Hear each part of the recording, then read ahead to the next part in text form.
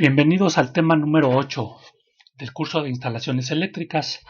El tema número 8 se refiere a los puntos que vamos a considerar en una instalación eléctrica.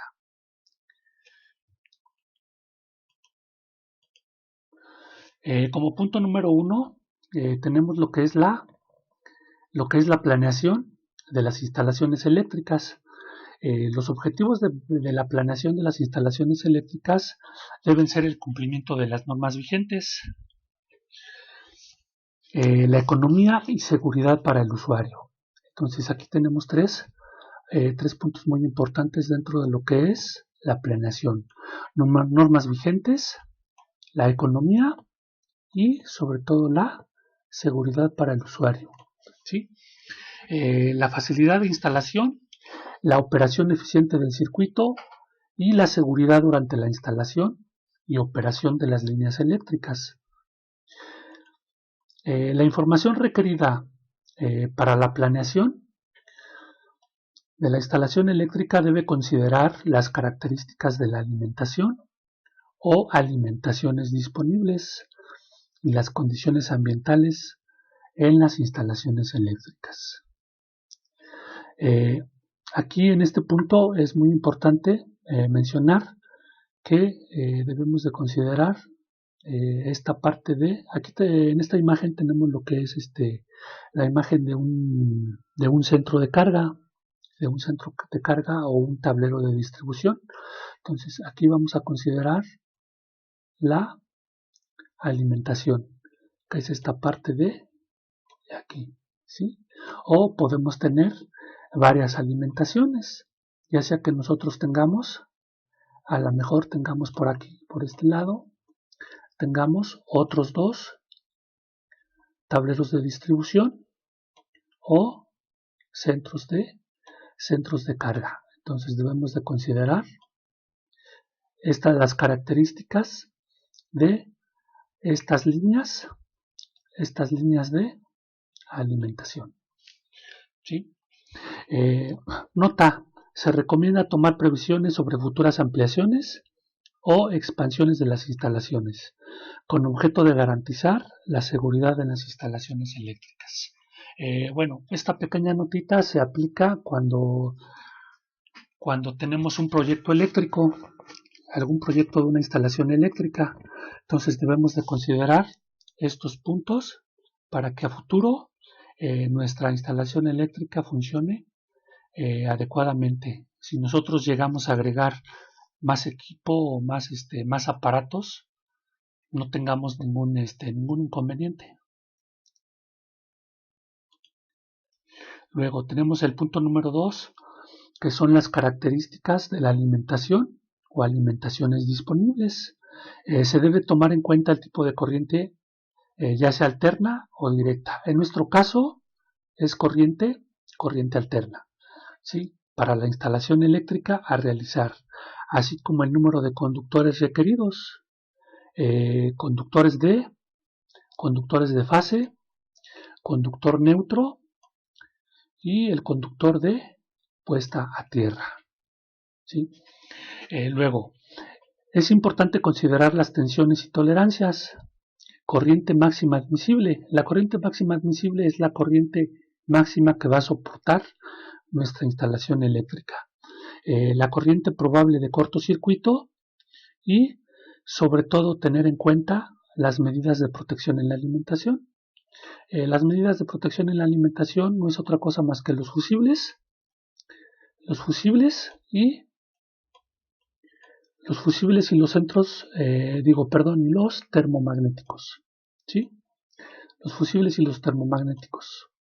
Esas van a ser nuestros elementos de protección. Luego tenemos como el punto número 3, tenemos la cantidad de la demanda, el número y tipo de los circuitos alimentadores y derivados necesarios para iluminación, calefacción, fuerza motriz, control, señalización, telecomunicaciones, etcétera. Los vamos a definir por los siguientes puntos, ¿sí? Aquí tenemos varios puntos que vamos a tomar en cuenta. ¿sí? Los puntos de consumo de la demanda de energía eléctrica, o sea, los puntos en donde nosotros vamos a conectar algún aparato o algún equipo, ¿sí? Las cargas probables en los diferentes circuitos. Debemos de hacer una evaluación de las cargas que vamos a conectar en cada uno de los circuitos. Luego aquí nos marcan lo que son las condiciones especiales.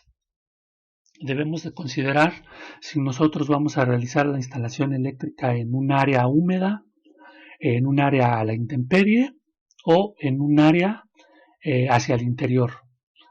Luego tenemos lo que son los requisitos para las instalaciones de control, de señalización, de telecomunicaciones, etcétera. ¿Sí? Aquí, por ejemplo, en este punto, pudiera ser que nosotros tengamos que hacer una instalación eléctrica para una sala de cómputo. Entonces ahí tenemos que realizar una instalación independiente de las demás instalaciones.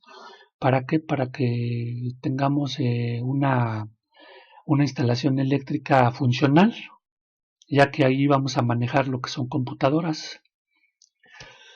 Luego tenemos lo que es las fuentes de emergencia o de reserva.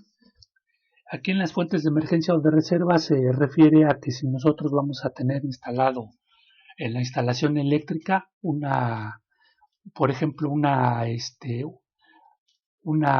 subestación, una subestación de emergencia que puede funcionar cuando la energía eléctrica que nos está distribuyendo la Comisión Federal de Electricidad se llega a ir, ¿sí? Entonces podemos tener nosotros una pequeña subestación que puede empezar a funcionar en ese momento, ¿no? Cuando se va la energía eléctrica.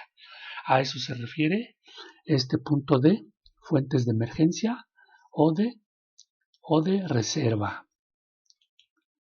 Luego tenemos el número 4, que se refiere a calibre de los conductores. El calibre de los conductores debe determinarse en función de, tenemos varios puntos que van a determinar la selección del calibre de los conductores. En primer lugar vamos a tener lo que es la temperatura máxima admisible, o sea, la temperatura máxima de funcionamiento de ese conductor. Luego vamos a tener lo que es la caída de tensión admisible. La caída de tensión es un efecto provocado por la pérdida de potencial a lo largo del recorrido del conductor por la resistencia que éste presenta. Esto desencadena en que los voltios que tenemos al final del conductor sean menores que los que existían inicialmente, aumentando el consumo, ¿sí? Entonces debemos de considerar este punto, y sobre todo cuando nuestra instalación eléctrica, la distancia entre nuestro tablero de distribución y el aparato o el equipo que vamos a conectar está muy grande, debemos de considerar este punto para poder seleccionar un adecuado calibre de los conductores. También otro punto importante va a ser el valor máximo de la impedancia. La impedancia no es otra cosa más que la cantidad de corriente, la cantidad de corriente que va a soportar el conductor eléctrico que vamos a elegir, ¿sí? Es con respecto al funcionamiento de la protección contra el cortocircuito, ¿sí? Entonces deben de ser dos cosas aquí, ¿sí? El valor máximo de la impedancia de el conductor eléctrico y en base al funcionamiento de la protección contra el cortocircuito. La protección contra el cortocircuito, ¿cuál es la que nosotros vamos a encontrar? Va a ser el fusible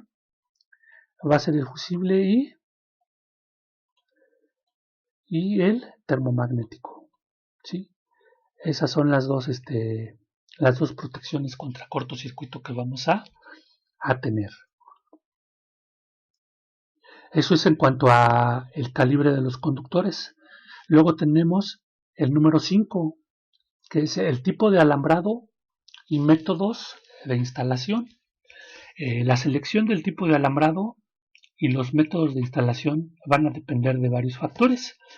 Por ejemplo, la naturaleza del lugar, la naturaleza de las paredes u otras partes de los edificios que soportan el alambrado, la accesibilidad del alambrado a las personas y animales domésticos, la tensión eléctrica, otros esfuerzos a los cuales puedan exponerse los alambrados durante la realización de las instalaciones eléctricas o en servicio.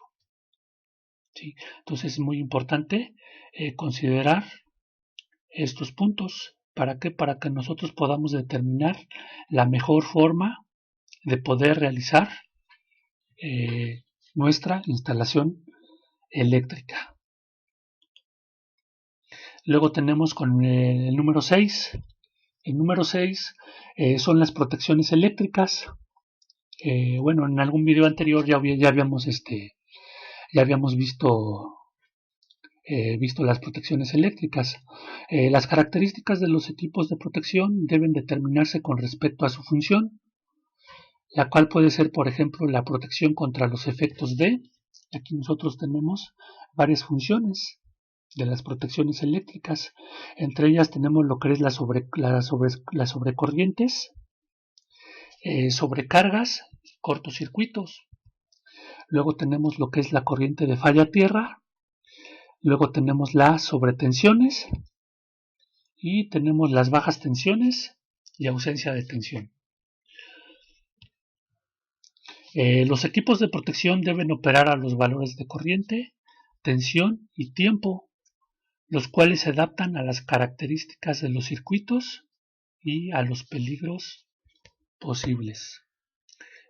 Cabe hacer mención de que los equipos de protección deben de tener un valor adecuado a lo que es el calibre de los conductores y a lo que es la tensión eléctrica para que puedan funcionar de la mejor manera posible. Luego tenemos el punto número 7, interruptor de emergencia.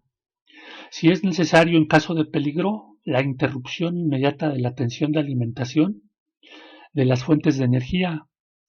Debe instalarse un dispositivo de interrupción de manera tal que sea fácilmente reconocible y rápidamente operable.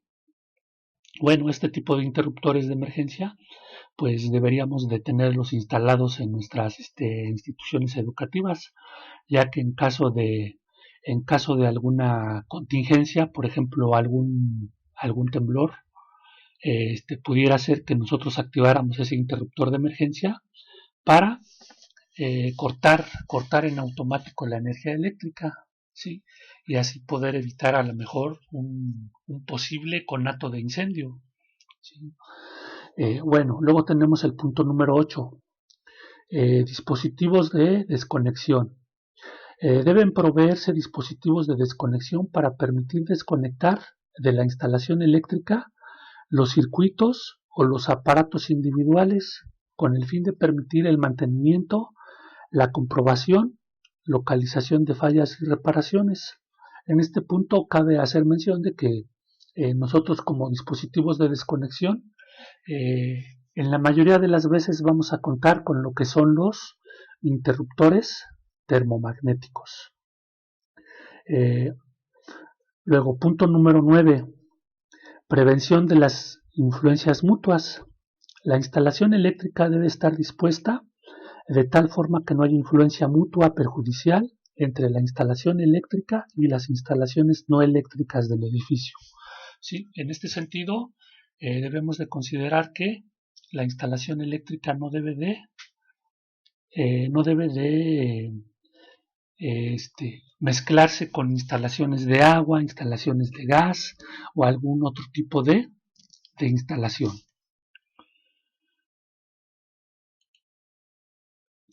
Luego tenemos el punto número 10, que es la accesibilidad de los equipos eléctricos.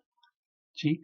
Los equipos eléctricos deben estar dispuestos para permitir, tanto como sea necesario, de tener espacio suficiente para realizar la instalación inicial y el posterior reemplazo del equipo eléctrico.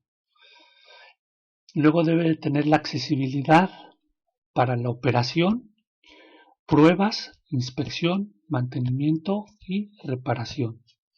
¿Sí?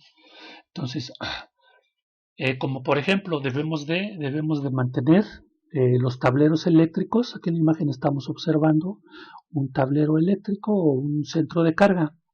No debemos de tener ningún tipo de obstrucción o de objeto que nos impida acceder a este tablero para poderle dar el mantenimiento correspondiente. O de igual manera podemos a lo mejor tener instalados motores eléctricos, los cuales deben de estar, su área debe de estar completamente libre para poder realizar el mantenimiento correspondiente. Luego tenemos el punto número 11. Aplicar las medidas de prevención para evitar los accidentes de trabajo. Este punto es muy importante, ya que a veces nosotros como encargados de mantenimiento, a veces realizamos las tareas de mantenimiento muy mecánicamente, ¿sí? A veces no tomamos en consideración los riesgos que pudieran existir al momento de que realicemos las actividades propias del área, ¿sí? Entonces tenemos lo que es realizar las actividades de acuerdo a los métodos y procedimientos establecidos. Usar la maquinaria, el equipo y las herramientas manuales, eléctricas, neumáticas o portátiles con los dispositivos de seguridad instalados. Aquí en este punto pues no se vale que nosotros, por ejemplo, si se nos dañó la clavija de un taladro, no se vale que utilicemos nada más los cables para poder conectar el equipo, ¿sí? Debemos de colocar y utilizar de manera correcta los materiales o productos para las reparaciones o mantenimiento, ¿sí? Aquí en este punto les voy a mencionar de que debemos de utilizar eh, de forma correcta los materiales para cada eh, área para lo que fueron creados. Por ejemplo, en el área de mantenimiento nosotros realmente hacemos muchas tareas, ¿no? Hacemos tareas de plomería, de electricidad, pintura y demás. Entonces debemos de ocupar los materiales adecuados para cada área, ¿sí? Y debemos de saber diferenciarlos, saber diferenciar qué tipo de material vamos a ocupar en X tipo de reparación, ¿sí? Entonces es muy importante ese punto. Luego tenemos lo que es mantener orden y limpieza en todas las instalaciones, áreas, equipo, maquinaria y herramienta, entre otras, ¿sí? Cada vez que nosotros utilicemos nuestra herramienta en nuestra área de trabajo, debemos de mantener un orden. No nada más llegar y aventar la mesa de trabajo y se acabó, ¿no? Debemos de tener cierto orden en ese sentido para que nosotros podamos disminuir algún posible riesgo de algún accidente de trabajo que pudiéramos tener.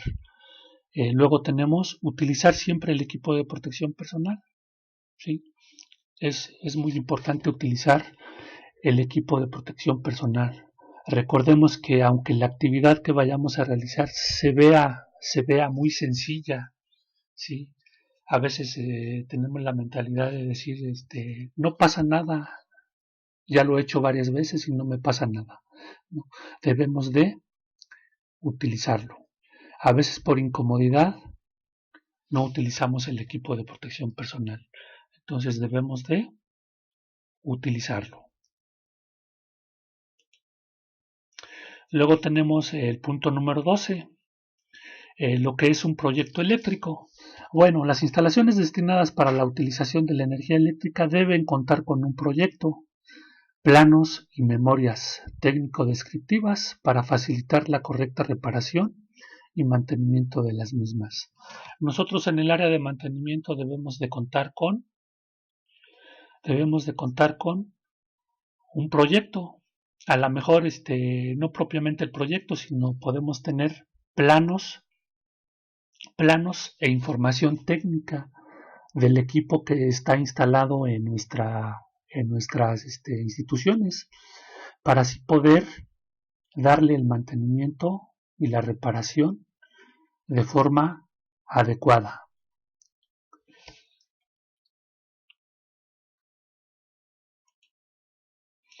Luego tenemos el punto número 13, que va a ser el cálculo de la carga total de una instalación eléctrica. Para que nosotros, para determinar la carga en una instalación eléctrica, el diseño de una instalación eléctrica requiere del conocimiento de la potencia o carga que se va a alimentar. La potencia o carga no es otra cosa más que los watts que va a consumir el equipo eléctrico que yo voy a conectar, o los equipos que yo tengo conectados. A eso le vamos a llamar nosotros carga, ¿sí? Es la potencia o carga que se va a alimentar, ¿sí? Y viene definido en watts, ¿sí? Luego, mientras mayor información se tenga al respecto del consumo y de las condiciones de operación de todos los elementos que están conectados a la instalación, mayores serán las posibilidades de un cálculo que cumpla con los requerimientos técnicos y que sea económico. Esta información resulta indispensable para la etapa del proyecto de la instalación eléctrica, ¿sí? Entonces, entre más información tengamos, es mucho mejor. Generalmente todos los equipos que nosotros conectamos a la instalación eléctrica cuentan con un etiquetado, y en ese etiquetado nos marca la potencia o el consumo en watts de cada equipo en particular, ¿sí? Luego, es prácticamente imposible conocer con exactitud la carga de una instalación eléctrica compleja, pero se puede hacer un cálculo detallado con la información completa de todos los equipos que serán conectados o que están conectados, y obtener un valor más preciso de la carga, ¿sí? Entonces, para este punto es importante consultar el artículo 220 de la NOM 001 C de 2012, que se refiere al cálculo de los circuitos derivados, alimentadores y acometidas, ¿sí? Entonces tenemos que aplicar aquí lo que es la normatividad. Luego, para poder calcular nosotros de manera rápida, de manera básica, lo que es la carga total instalada, la carga total instalada va a ser la potencia total en kilowatts de todos los aparatos que se conectarán a la instalación eléctrica, independientemente si estarán en funcionamiento o no. Nosotros debemos de hacer un inventario de los aparatos que nosotros vamos a instalar en la instalación eléctrica, ¿sí? Aquí tenemos una imagen en donde estoy representando lo que es varios aparatos. Tenemos, por ejemplo, un refrigerador que nos va a consumir 800 watts. Tenemos un horno de microondas que consume 1200 watts. Tenemos una plancha que nos va a consumir 800 watts. Tenemos un televisor que nos va a consumir 75 watts. Tenemos lo que es una lavadora que va a consumir 800 watts, ¿sí? Tenemos una lámpara o una lámpara ahorradora, valga la expresión, que nos va a consumir 26 watts, ¿sí? Entonces nosotros vamos a hacer un inventario de estos aparatos.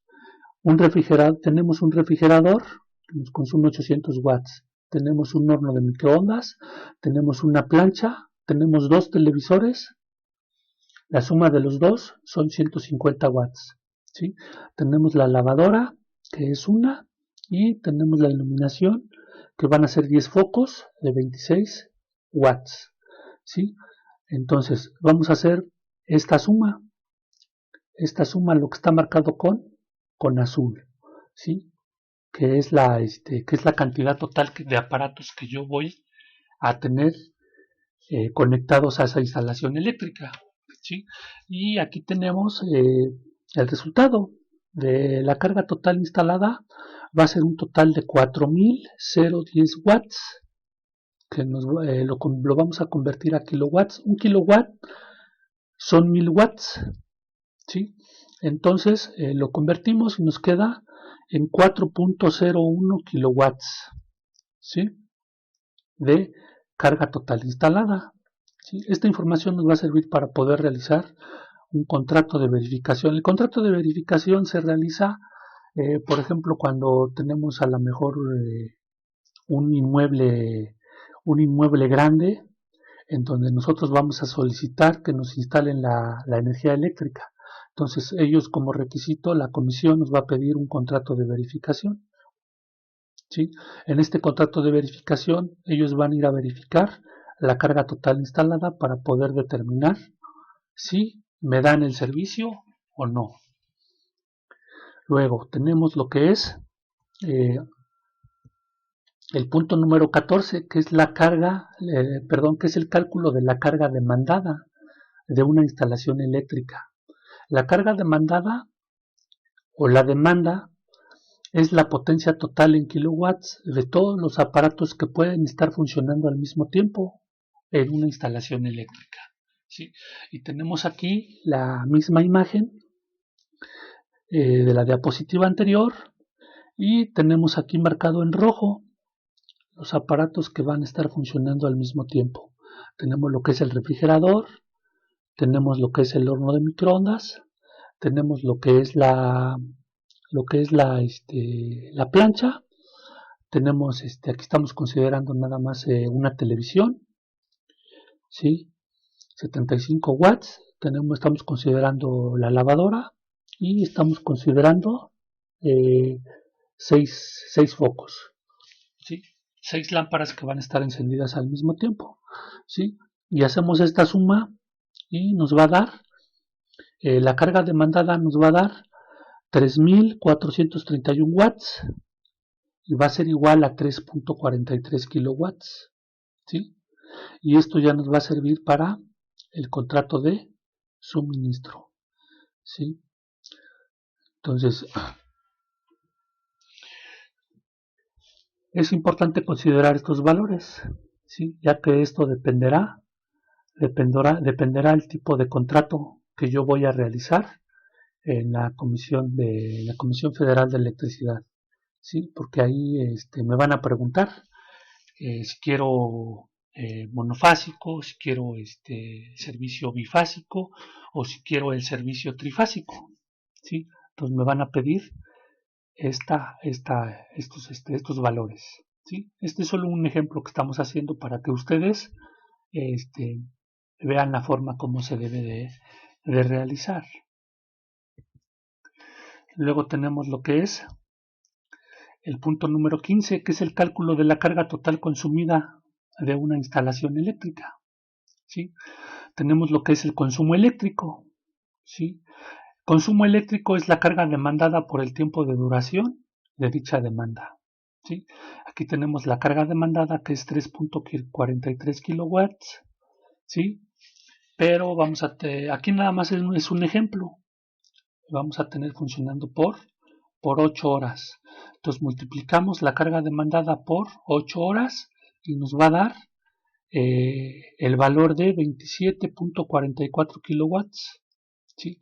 Y este valor es el que nos van a cobrar en nuestro recibo de luz, ¿sí? Entonces esa es la forma que nosotros podemos calcular la carga total consumida de una instalación eléctrica, ¿sí?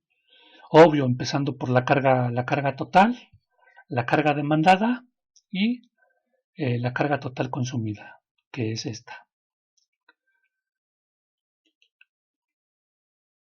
Luego pasamos al punto número 16, que son los circuitos derivados. ¿Sí? Los circuitos derivados son los circuitos que distribuyen la electricidad a los distintos equipos o aparatos eléctricos en una instalación eléctrica. Se denominan circuitos derivados conectados a los conductores de fase, neutro y tierra provenientes del centro de distribución, centro de carga. Y aquí podemos ver en esta imagen, ¿sí? Aquí podemos observar que tenemos un tablero de distribución y tenemos aquí varios termomagnéticos, ¿sí? Y tenemos lo que es aquí vamos a tener lo que son dos circuitos derivados. Aquí tenemos uno y en esta parte de acá tenemos el circuito número 2. ¿Sí? Aquí estamos observando que tenemos un circuito para puros contactos, tenemos un circuito para alumbrado. ¿Sí? A esto es a lo que le vamos a llamar circuitos derivados. ¿Sí? Son los que van a distribuir la electricidad, ¿sí? de forma equilibrada, vamos. ¿Sí? Entonces aquí tenemos lo que es nosotros, nuestra energía eléctrica que está llegando a ese tablero y aquí se está distribuyendo. Aquí lo podemos decir que está racionando la cantidad de electricidad que vamos a ocupar tanto en el alumbrado como en los contactos.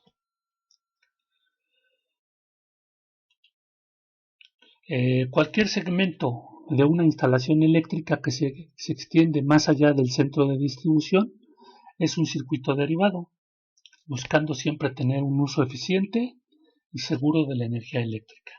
¿Sí? Aquí tenemos nosotros un ejemplo de lo que es un circuito derivado. ¿Sí? Aquí nosotros vamos a tener lo que es nuestros conductores. ¿Sí? Vamos a tener 3 conductores. Vamos a tener lo que es la fase. Vamos a tener lo que es el neutro. Y una tierra física. ¿Sí? Entonces, estos 3 conductores van a llegar aquí. Este es un centro de distribución pequeño. ¿Sí? Aquí este centro de carga es para 2 termomagnéticos. Aquí nada más estamos observando uno. ¿Sí? Entonces, al momento de que yo conecto este termomagnético hacia mi contacto y hacia un motor de una bomba, ¿sí? A esto ya le podemos llamar lo que es un circuito derivado, ¿sí? Para que lo entendamos de la mejor manera, ¿no? Ese es un circuito derivado, ¿sí? Aquí podemos agregar otro termomagnético, ¿sí? Y ya tendríamos otro circuito derivado, ¿sí? Entonces,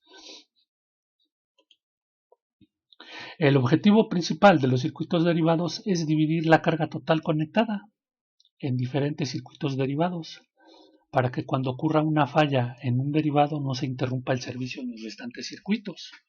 ¿Sí? Entonces aquí podemos observar que tenemos un centro de carga de 4 termomagnéticos o un tablero de distribución y ya vamos a tener lo que es 4 circuitos derivados. ¿Sí? Aquí tenemos ya 4. ¿Sí? ¿Qué pasa si yo tengo un corto aquí en este motor de la bomba? ¿Sí? Se va a interrumpir mi termomagnético se va a activar en automático, pero me va a permitir mi tablero de distribución seguir pasando energía a mis diferentes áreas, ¿sí? Únicamente se va a botar la protección, valga la expresión, de este circuito, ¿sí?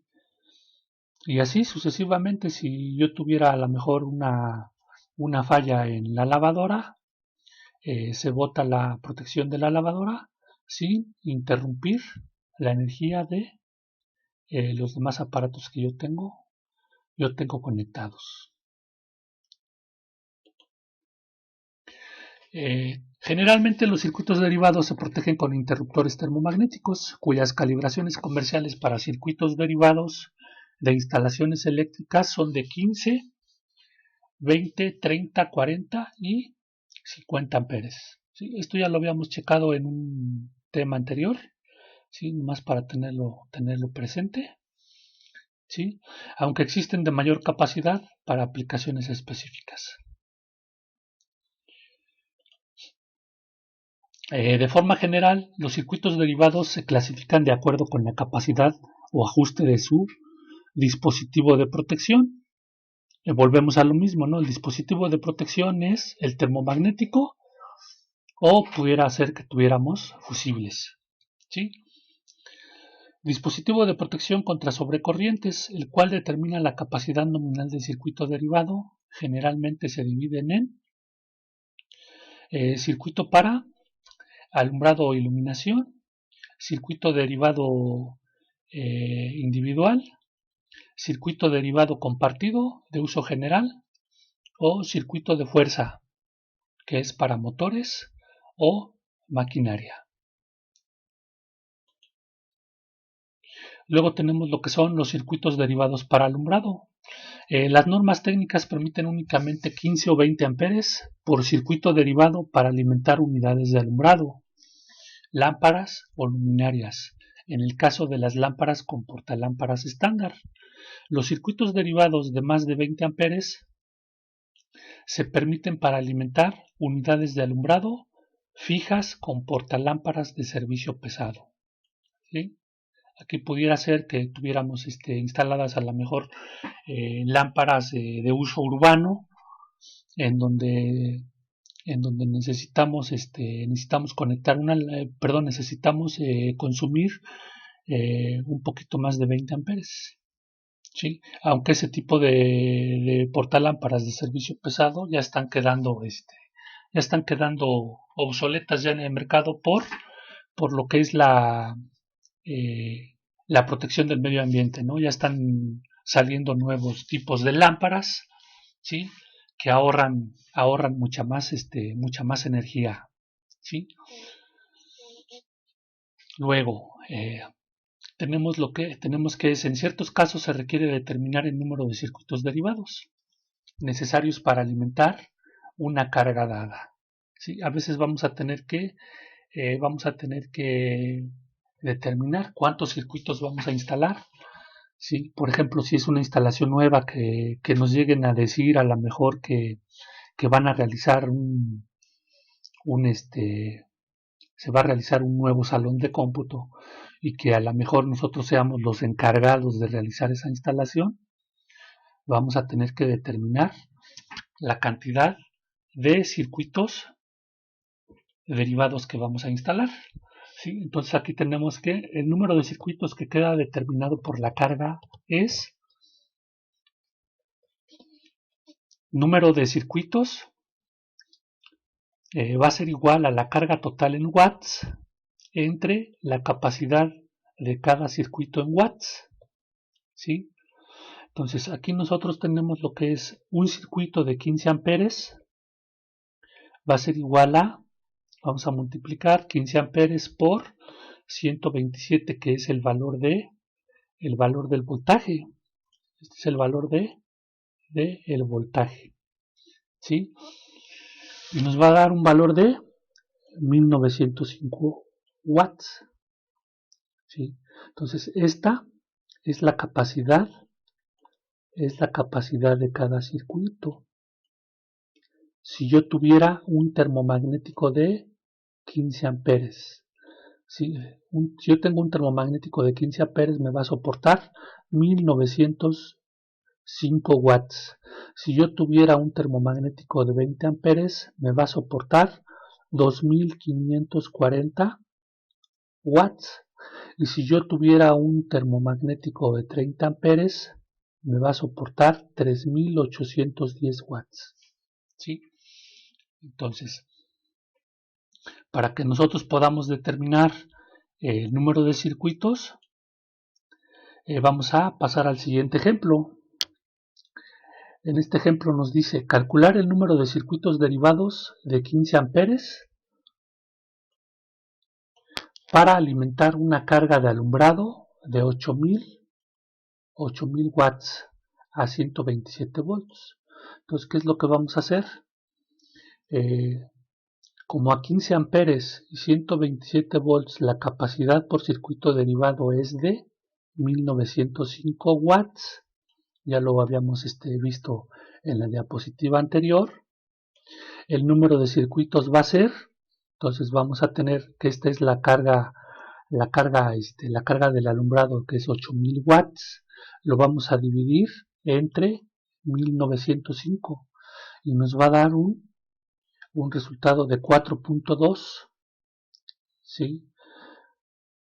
4.2, entonces vamos a tener que redondear este valor, lo vamos a redondear a 5 circuitos, porque no podemos tener 4.2 circuitos, ¿sí? O son 4 o son 5, ¿sí?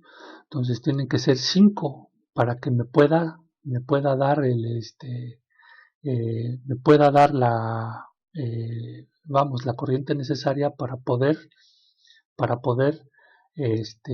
satisfacer los 8000 watts de carga que tengo en el alumbrado. ¿Sí? Entonces esta es la forma en que podemos calcular el número de circuitos que vamos a instalar en una instalación eléctrica. Luego vamos a tener lo que son los circuitos derivados para contactos. Para los contactos de propósito general se especifica una carga de 180 watts por cada contacto. O sea, cada contacto me va a soportar 180 watts, ya sea contacto sencillo o contacto múltiple. ¿Sí?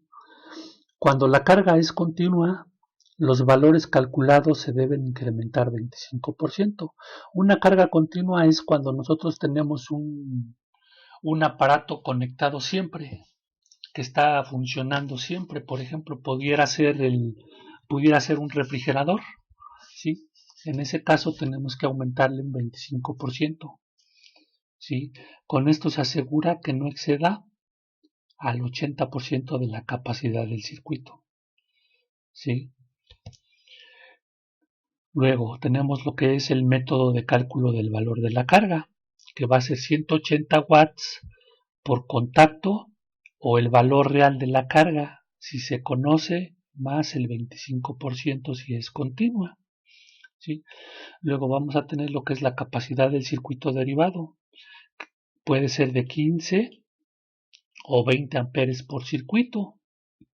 Y el número de circuitos requeridos a 127 volts. ¿Sí?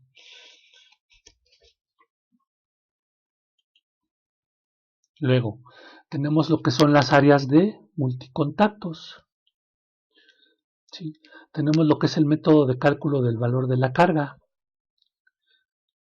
Vamos a agregar 1 amper por cada metro para cargas generales. Por ejemplo, las áreas de multicontactos pudieran ser, por ejemplo, pudiéramos tener un salón en donde tuviéramos a lo mejor 10 contactos, ¿sí?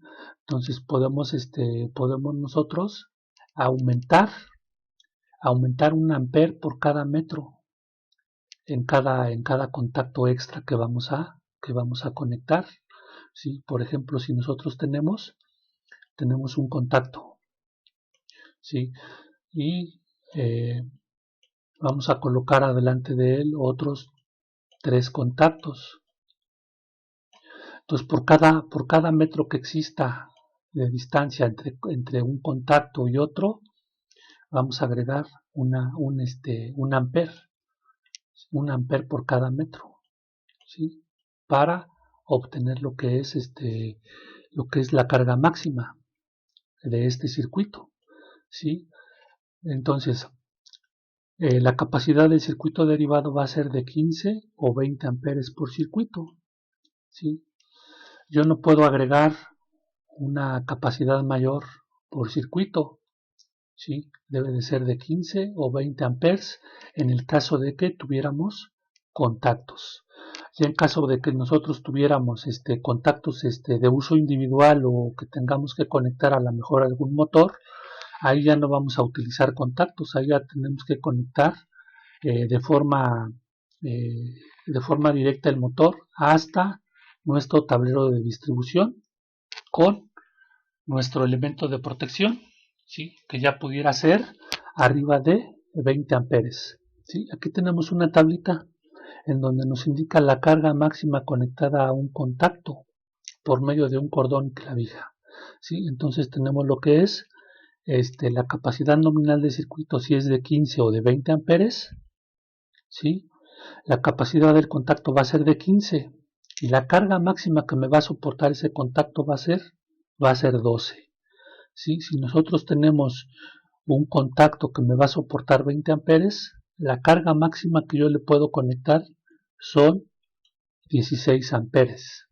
Y si tuviéramos de un contacto de 30 amperes, la carga máxima que vamos a poder conectar en ese contacto va a ser de 24 amperes. ¿Sí?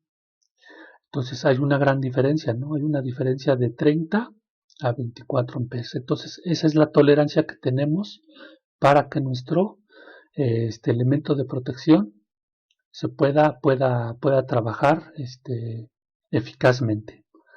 ¿Sí? Y todo esto lo podemos encontrar en el artículo, toda esta información que les acabo de mencionar en este video, lo podemos encontrar en el artículo 220 de la NOM 001 CD 2012. ¿Sí? Cálculo de los circuitos derivados, alimentadores y acometidas. Luego, como último punto, el punto número 17, circuito alimentador. ¿Sí? El circuito alimentador no es otra cosa más que los conductores que van entre el equipo de acometida. La acometida, recordemos que es a donde está nuestro medidor. ¿Sí? Entonces, los conductores que van desde el medidor hasta nuestro hasta nuestro tablero en donde vamos a derivar nosotros nuestros circuitos, estos conductores, ¿sí? Es a lo que nosotros vamos a llamar circuito alimentador, ¿sí? Estos conductores van a ser nuestro circuito alimentador. Y obvio, estos conductores van a ser de otro calibre, ¿sí? Generalmente estos conductores son del número 8, ¿sí? Del número 8. Si nosotros tuviéramos, por ejemplo, una subestación eléctrica en nuestro lugar de trabajo, ahí nosotros, por ejemplo, vamos a tener lo que es un transformador. Esa es la subestación eléctrica. Llegan unos conductores de parte de la Comisión Federal de Electricidad que están alimentando ese transformador. Ese transformador salen unos conductores que van a ir hacia nuestro tablero de distribución, ¿sí? O centro de carga, ¿sí? O centro de carga, en donde vamos a tener nosotros nuestros circuitos derivados, ¿sí? Entonces, a estos conductores son a los que nosotros vamos a llamar circuito alimentador, ¿sí? Circuito alimentador. Y obvio, si nosotros tenemos un transformador, ¿sí? O una subestación eléctrica, estos conductores pues, no van a ser del número 8, estos conductores van a ser de un calibre mucho más grueso, ¿sí? Bueno, pues con esta diapositiva terminamos lo que es el tema número 8. los puntos que debemos de considerar para lo que es una instalación eléctrica. Gracias por su atención.